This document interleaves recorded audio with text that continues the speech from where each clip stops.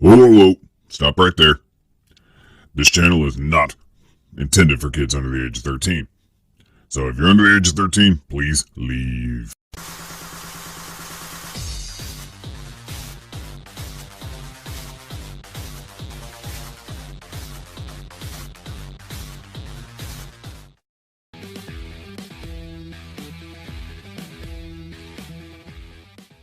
Hey everybody, Arthur here with another unboxing video. Today we have McFarlane Toys DC Multiverse Swampthing, and this thing is huge.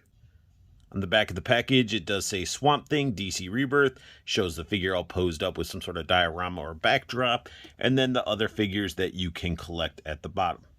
Like a lot of the DC McFarlane figures, we do get a stand, and it does say DC on it, and mine actually, if you see how the light hits it up in the top left, you can see I got like double DC imprinted on the stand.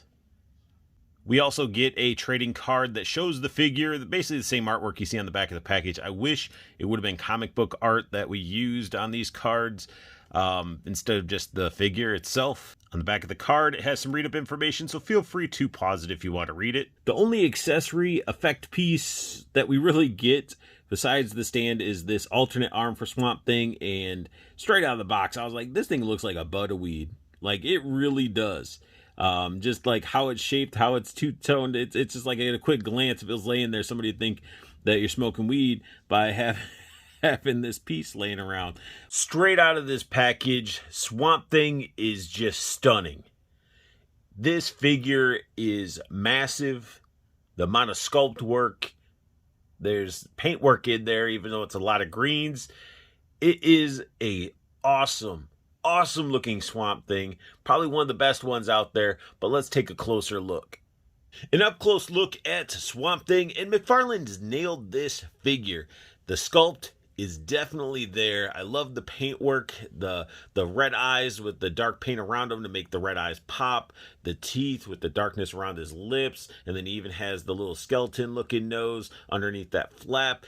It is a awesome looking Swampthing, and it's crammed full of details. When it comes to McFarlane Toys, and when McFarlane does the bigger scale stuff like the Violator, he can cram even more detail and sculpt work into the figures.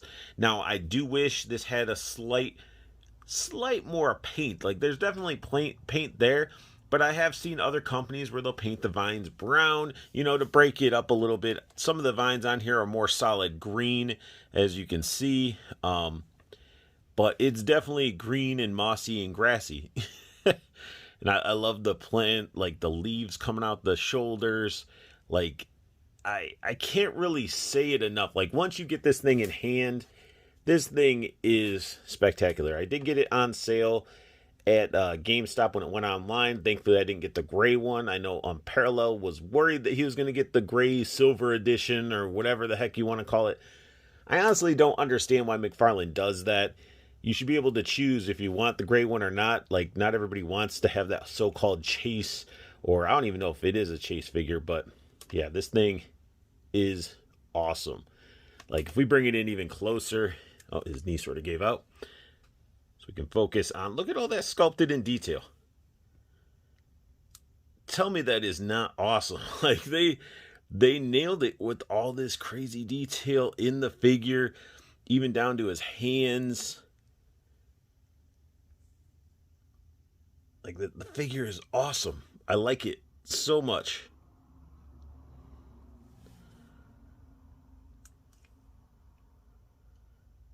Like, the vines, the wood.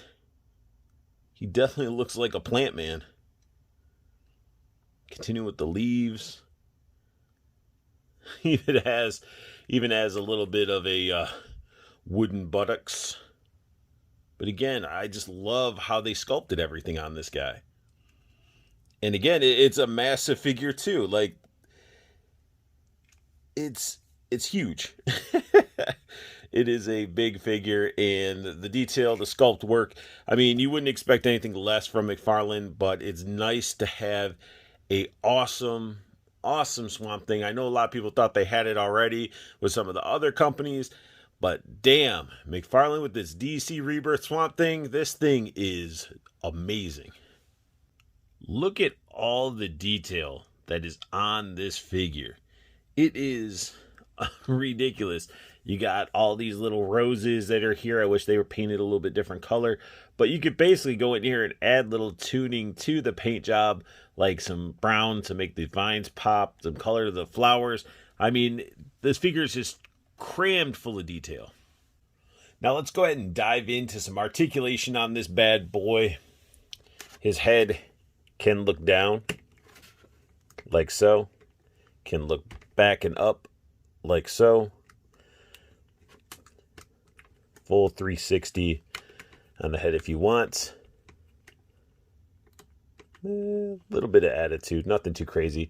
He does have these like rubbery bits right here, which is good, to where it's not going to affect his arm going up. So he can do the T-pose. We get stuff knocking down off my Dio because he's so massive. We do got a butterfly in there. As you can see, the butterfly's right there. So good range of motion there. Bicep swivel. Double jointed elbow. It's ratcheted. Wrist rotation.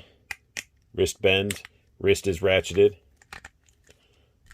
We get a sort of ab crunch going on there. It's not, I guess it's not really ab crunch. It's a twisty. Like he can't really do much but do this on that part. This is like a rubber diaper, and he has some movement there as well.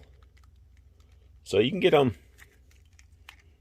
leaning back and forth. Not too bad. He does have the hip part up here that you can actually pivot. So you get the pivoting right there. You could see he did the Van Damme, like straight up Van Damme. He can do Spartan kick, double jointed knee, and the knees are like ratcheted as well. Toe bend, that ratcheted ankle, and then pivot. Now I have the other hand equipped. I actually thought it was the arm, and I started to try to take his arm off right here. And then I realized, oh, that's not really the same. So it's an interchangeable hand, which is a little bit weird to me because of the articulation in it. Now I want to put a little focus on his alternate hand, which I totally thought was the arm because I attached it. I was trying to pull this out, and I'm like realizing, oh, that's just a hand. So the articulation in the wrist is still there, and it just looks weird. It doesn't seem like the articulation should be there because it just, slightly that way is okay, but if you start overly posing it, it's just going to look, it's like a half of a lobster claw.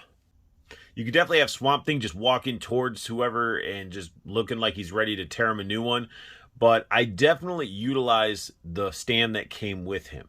So there are a little bit of issues, and that is one of his knees, part of his knees, because double jointed knees, one of them slightly looser than the rest, and his ankles are more on a ratcheted ankle, so getting that bend to fit perfectly can be a challenge.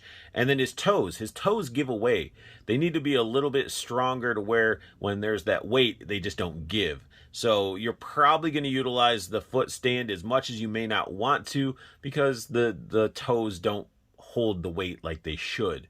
But that doesn't make this figure any worse of a figure. It just means it's just a big hulking figure, and the stand if you guys want to see, that's how much the stand looks like. His foot takes up a good portion of it.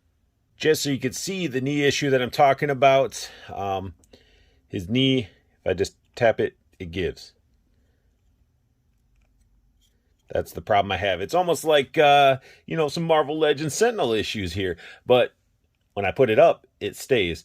So that's the biggest gripe, I would say, is the one knee, and then the toes just bend way too easy. You can just see it just doesn't take much to move those toes. Now it's time for some comparison. So we're going to bust out some figures here. We got ourselves 00 Gomez. Who else do we got? We got ourselves Ride or Die Punisher. And let's do some more here. Diamond Select Frodo. He's wanting to lean forward, though. And you can just see how big this figure is. Let's keep going with this stuff. Let's see NECA Mikey. And let's go with a definitely bigger scale figure. Not by much, though. We got ourselves Loki from Diamond Select as well. He'll stand here. Don't really... There we go. So you can just see Swampthing is huge. When it comes to this Swampthing figure, I am super stoked to have it. I got to tighten up some joints, maybe add some paint here and there to enhance the sculpted detail that's in the figure. I don't really have to, but I might. I mean, the figure still looks awesome as is. My biggest gripe with the figure, and it's not really just this figure, it's with all McFarlane DC line. I mean, it's probably going to branch off into their Spawn lines as well. Actually, it has. It has with the Gunslinger Spawn. I am tired of, like, I used to be on this bandwagon. I used to be like, hey, McFarlane, look at what McFarlane's pumping out. They got great pricing, which they do. But if you want accessories, alternate heads, you got to buy 2 figures. You got to buy 2 of the damn same figure, like Swampthing here. He came with that one little accessory, but there's an alternate version that you can get that has horns. It comes with horns on his head. Why couldn't you just package the fucking head with the figure? You did that with the Batman Beyond villain that I want to say like Shriek or something like that. I'm probably wrong, but you wanted to get the unmasked version. It was a Target variant. You wanted to get the masked version. It was this. You had to get, like, you know, it came with 2 different ripple effects for his hands. Like, if you're buying one figure, which I'm going to only buy this one Swampthing, so yeah, it's a pretty good price. But if I want those accessories or alternate heads, I have to buy 2 figures, which to me is a little bit bullshit. It's bullshit. McFarlane, stop doing that. Make one figure. Put accessories with your figures. The Gunslinger Spawn, you're releasing it again, and it comes with some different guns. Like, why did you just package it with the first one? Like, it's just a bunch of bullshit, and us collectors still fork out the cash and just accept it. But we got to put our foot down. We got to start putting our foot down because it's our money that keeps these businesses going. And honestly, it shouldn't be that way.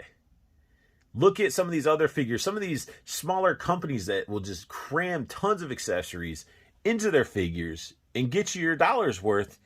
Meanwhile, you got bigger companies. You got fucking Kickstarter Spawn McFarlane going on there. It's like, hey, at Kickstarter, you get this little green shit dagger as a stretch goal. Like, it's just shit. But enough with my rant about the McFarlane stuff. Comment down below. You guys can comment your opinion. Do you guys feel like, you know, that double figure release to get different heads and the variants and all that shit? What do you guys think? Comment down below. Let's get a conversation. No, you know, we don't want to start any like fights or anything. Let's just have a conversation in the comments down below. Let me know what you guys think. I'm not a big DC collector, so that could probably affect my view a little bit. But anybody that's been collecting a lot of the McFarlane DC stuff, comment down below your opinion about the having to buy 2 different figures, because I want to know. And other than that, I love this figure. It's an awesome figure. And that sums up my unboxing and review of McFarlane Toys DC Rebirth Swampthing. If you guys like what you saw, hit that thumbs up. New to my channel, hit that subscribe button. If you want to know when I post up a new video, go ahead and hit the silver bell notification so you know when I do that. And make sure you guys check out Toyco Toys and Collectibles. Websites down below and a promo code down below to get free shipping on anything that you see on the website that you want to purchase. And make sure you check out the Toyco Preorder group. It's a Facebook group. It's free to join. Join in, stay in the know with collectibles. Do not pay secondary market price for imports, because some of those imports can be really, really expensive, and it keeps you in the know. So if you see something coming out, you're like, hey, I want to get that, you can pre-order it at some amazing pre-order pricing. And most importantly, I want you guys to have the best luck hunting, keep on collecting, and have a happy holiday.